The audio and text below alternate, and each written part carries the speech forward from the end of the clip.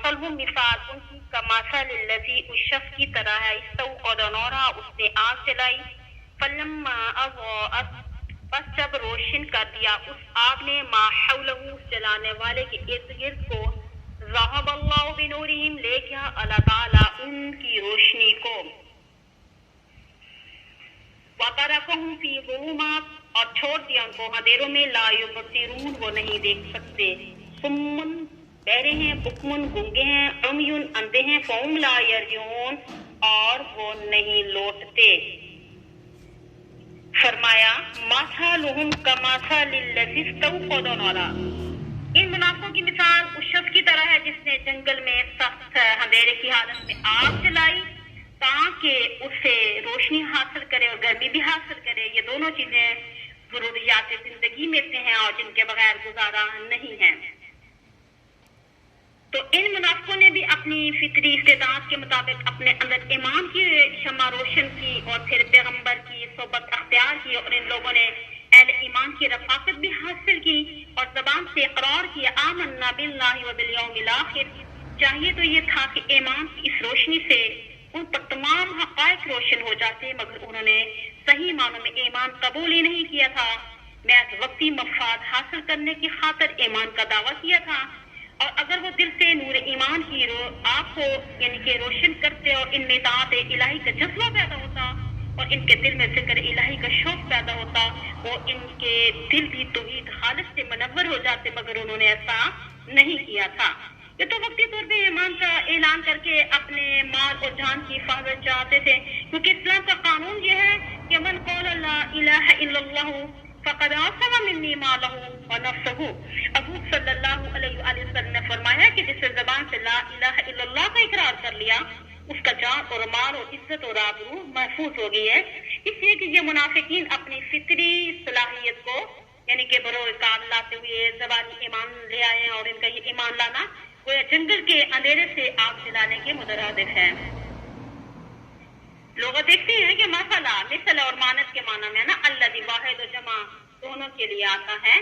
اور یہاں جمع کے لیے ہے نا وقود آگ روشن ہونا وقود ایندھن آگ کا شعلہ لمبا حد سے شرط نور آگ نور نور سے نکلا ہے نا بمانا روشنی زون روشنی ظلمات جمع یعنی کہ ظلمات ان کی اندھیرا آیت میں منافقوں کے تخیر کی مثال دی گئی ہے آگے آپ دیکھیے کہ سمم سے نکلا ہے سمم کا معنی نا بہرا پن حاصل سماعت کے ضائع ہو جانے کے ہیں مجازن اس کے ساتھ ہر وہ شخص متصف ہوتا ہے نا جو حق کی آواز نہ سنے اور نہ اسے قبول کرے حکم جمع ہے اب کی جس کے معنی پیدائشی گونگے کے ہیں عام گونگے کو احرف کہتے ہیں عمجن اما سے ہے اما بصارت و بصیرت دونوں قسم کے اندھا پن پہ بولا جاتا ہے یہاں عمجن میں بصیرت کا اندھا پن مراد ہے اور آیت میں بتایا گیا ہے قبول حق کی جو استطاعت اللہ تعالیٰ نے ان کے اندر ودید فرمائی تھی نا انہوں نے اپنے مسلسل کفر سے انکار کو ختم کر دیا تھا او یا تفشبل یہ کا مثل معنی تفشبل مبالغہ کا صیغہ ہے صوبن بمعنی نزول سے مشتق ہے بارش بادل یہاں مراد بارش سماع ہر چیز کے بلائی حصے کو کہتے ہیں افق بادل آسمان یہاں مراد بادل ہے رعد بادل کی گرج برق بادل کی چمک بادل جب ہوا سے چلتے ہیں ان کے بہم رگڑ سے جو آواز پیدا ہوتی ہے اسے رعد یعنی کڑک اور جو چمک پیدا ہوتی ہے اسے برق یعنی بجلی کہتے ہیں اصاب اس بون کی جمع ہے بمانا انگلی آسان حضور ان کی جمع بمانا کان سواعقت ان کی جمع بمانا بجلی موت اور یعنی عذاب سائقت ان کے اکثر مانا نا فضا میں سخت آواز خوفناک یعنی دھماکہ جسے کہتے ہیں نا اس کا اور کبھی آواز سے بجلی نکلتی ہے اور کبھی وہ آواز عذاب اور موت کا سبب بن جاتی ہے حذر خوف زدہ کرنے والی چیز سے دور رہنا پرہیز کرنا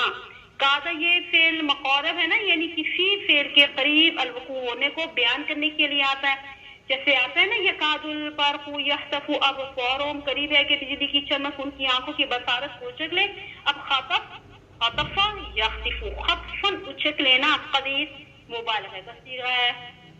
یعنی قادر سے زیادہ ہونا نا یہ آپ کے پاس لغت اس کو بھی تحریر کیجئے ہاں جی اللہ تعالیٰ فرماتے ہیں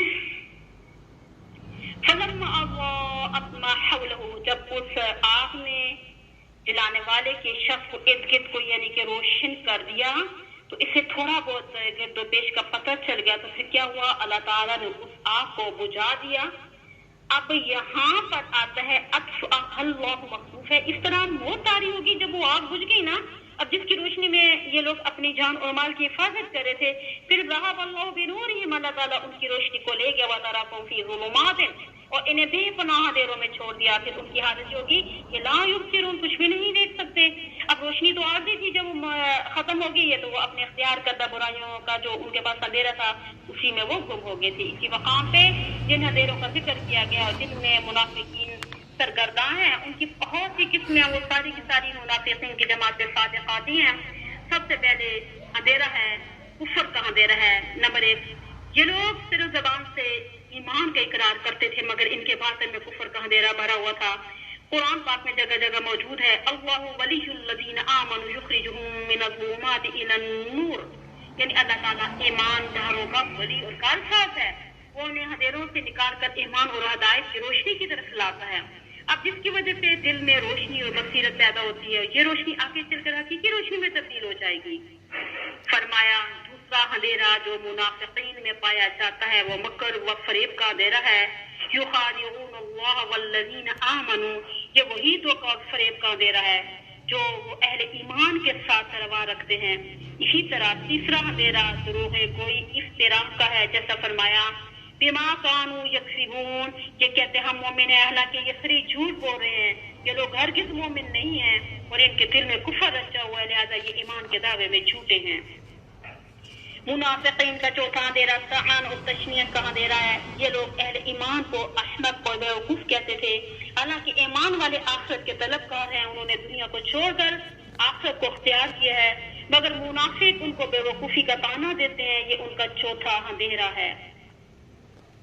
ہاں جی، جہالت وہ قسم کی ہے، جہل بسیط اور جہل مرکب۔ کوئی شخص کسی چیز سے ناواقف ہو، یہ جہل بسیط ہے۔ جب بھی ایسا شخص متعلقہ چیز سے واقفیت حاصل کر لے گا، اسے اس جہل سے نکل جائے گا۔ دوسری قسم کا جہل مرکب ہے۔ اس کا مطلب یہ ہے کہ انسان غلط بات کو صحیح سمجھنے لگے اور برے عقیدے کو اچھا خیال کرے، یہ بہت خطرناک جہالت ہے، کیونکہ اس سے نکلنے کی کوئی راہ نہیں ہے۔ یہ ایسا شخص نہ غلط کو غلط سمجھے گا اور نہ وہ اس جہالت سے نکلے گا۔ یہ منافقین کا پانچواں اندھیرا یہی جہل مرکب ہے، وہ اپنے دھوکے اور فریب کو بڑا اچھا سمجھ رہے ہیں اور سمجھتے ہیں کہ ہم مسلمانوں کو دھوکہ دے رہے ہیں، حالانکہ وہ پانچویں قسم کی اس اندھیرے میں مبتلا ہیں۔ چھٹا اندھیرا معاصی اور شہوات کا اندھیرا ہے۔ اطاعت سے روشنی ہے اور معاصی اندھیرا ہے۔ جن خواہشات کی تکمیل میں یہ لوگ سرگرم